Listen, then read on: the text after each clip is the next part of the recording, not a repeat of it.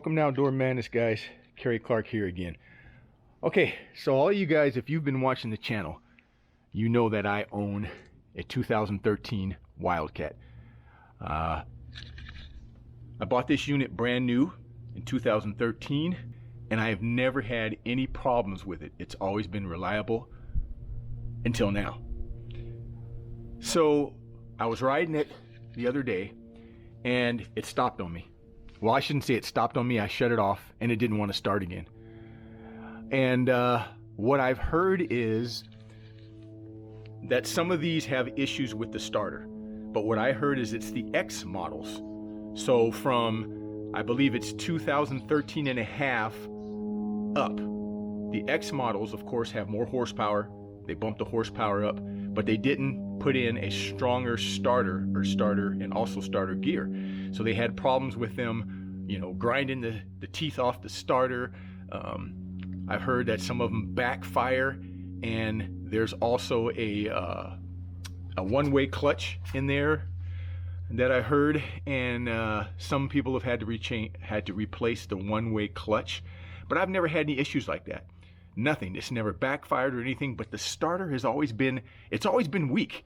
When you go to start it, it never like turns over like, you know, fast. Like a normal starter is usually like, you know, yin, yin, yin, yin, yin, yin, fires up. This thing has always been slow. It's like you, even from day one when I bought it, when you go to start it, it's just like a young, and it fires up, you know. Then I found out that the starter motors on these things go bad, even on the 2013, because this is just the 2013 HO model, okay? This is not the X. But I heard that you can still have problems with that. So what I'm gonna do today is I'm going to replace the starter and the starter gear because I bought the heavy duty starter kit. So here's what it comes with. Let me show you guys first. So the kit comes with your heavy duty starter gear right here. So basically this, of course, is what the starter connects to and turns, because I've heard that these teeth wear out.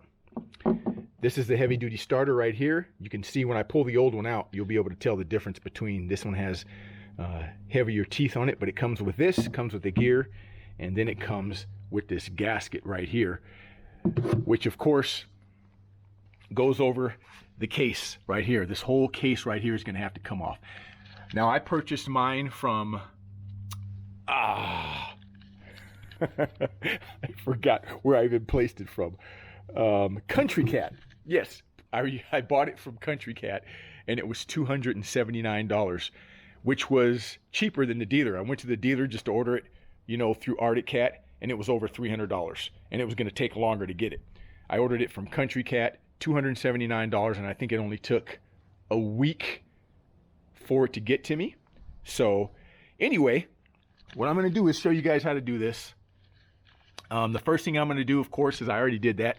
You're going to disconnect your battery. Don't pay any attention to this. I pulled all this off just for other reasons. I wanted to check my carrier bearing. And then I also replaced, I believe this is the relay or the solenoid or whatever right here. I just went ahead and replaced that. That was nothing. That was less than $100. So I said, why not go ahead and replace it while I'm at it? But you want to make sure you disconnect your battery. Okay. And then what I'm going to do is I'm going to jack this up, because what I've noticed is no one has really showed you how to take the starter out of this thing, and that's the hardest part. And I don't mean it's hard actually doing it, it's getting to it. So let me show you. So the starter, well, let me show you this first. These two bolts right here, of course, is what holds the starter on. And if you look over here, this is where you're gonna have to get to the starter. You can't even see it. All right, I mean, it's not even visible. So what I'm gonna do is I'm gonna jack this thing up. I'm gonna remove my skid plates, and hopefully it won't be so hard. I can go up underneath and get to the starter. I hope I don't have to remove this. This is, of course, the for the CVT belt.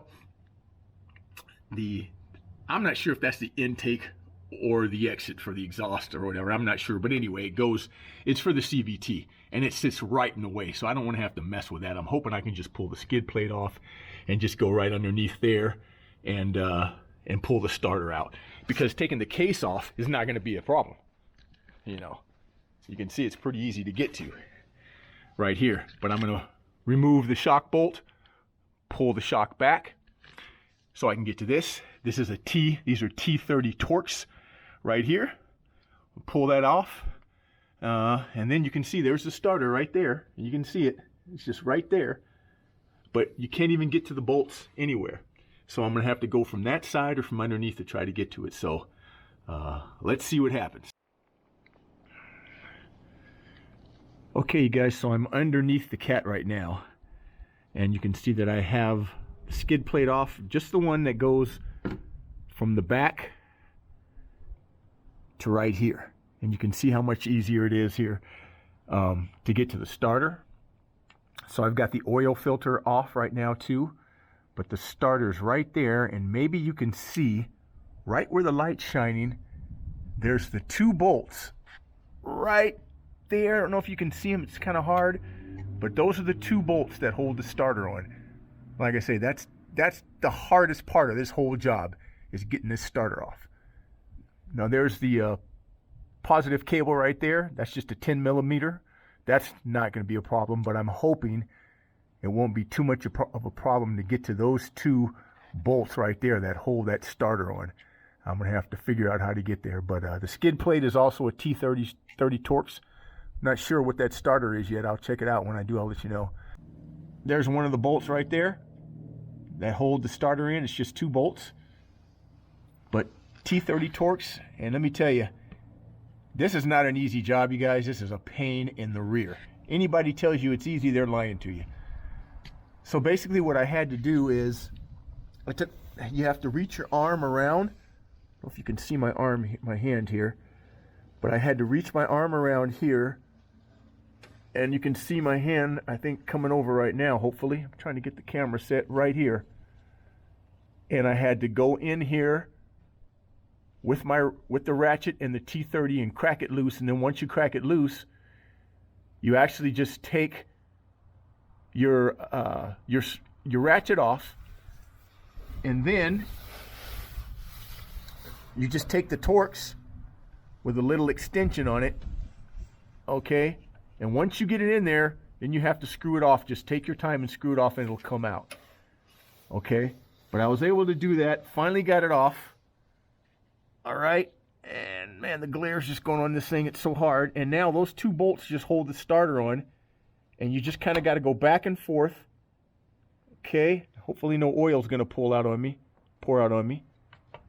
But I've got the starter out right now, as you can see.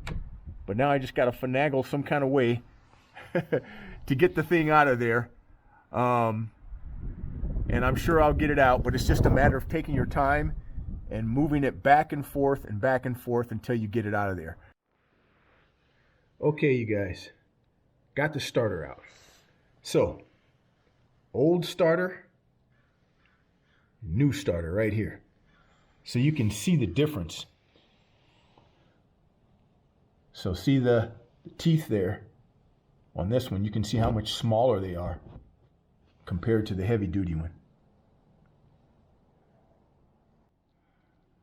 Got the starter back in, which is right there. And this right here is the new gear that it comes with. And the old one's right there, one of the old ones that doesn't need to be replaced. But like I said, I didn't have any problems with the gears chipping or anything. My starter went out. But just to see the difference between, this is the old gear right here that was here. So you can see how it is. And now I'll show you the new gear that it comes with. See how this just pulls right out. Okay, but see the difference in the teeth? They're a lot stronger, and they don't have that bevel on them. They're just flat all the way around. And that just goes like that. So once again, here's the old gear. But see how it has that bevel on it right there? That's the old gear that went in like that. Well, like I said, it has that bevel on it, whereas this one doesn't. This one's just straight. I left the oil filter off because it's so much easier to get the starter on with that oil filter out of the way. And even then, it's still pretty complicated getting that thing on, but it's one of those things where you just kind of have to just twist and turn and get your hands in any way you can to get those 2 screws in there on the starter. But that's it. Okay guys, so got the oil filter back on. You can see right there. And now I already connected the battery and everything. So now let's see if she starts.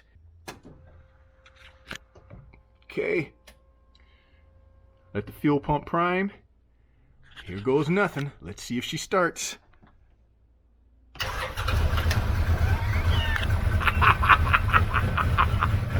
Yes! Yes!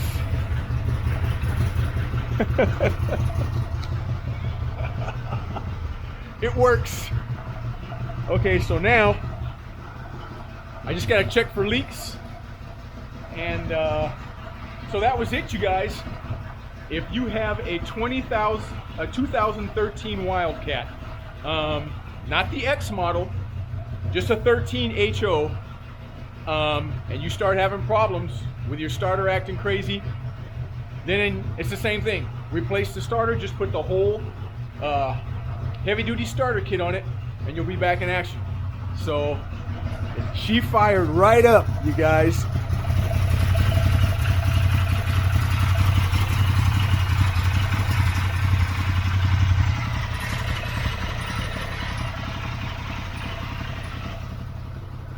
So all I gotta do now is check for leaks. So far everything looks good. And that's it.